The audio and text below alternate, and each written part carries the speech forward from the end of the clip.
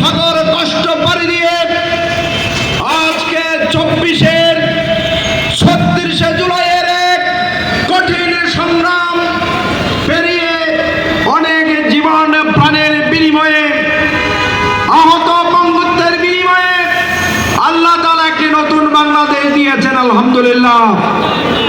আমরা এমন একটি বাংলাদেশ চাই যেখানে আর কোনো ধরনের বৈষম্য থাকবে না, যেখানে যার যার অধিকার তাকে বুঝিয়ে দেয়া হবে, শ্রমিক তার অধিকার বুঝে পাবে, একজন খেটে খাওয়া মানুষ তার অধিকার বুঝে পাবে, একজন শিক্ষক তার ন্যায্য সম্মানজনক তার ভাতা এবং অধিকার খুঁজে পাবে।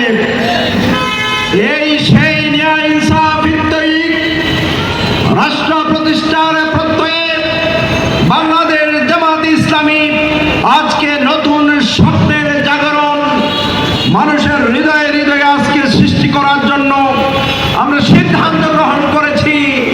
আগামীর দিন হবে, আগামীর বাংলাদেশ হবে একটি ন্যায় ইনসাফপূর্ণ, একটি কল্যাণের বাংলাদেশ ইনশাআল্লাহ।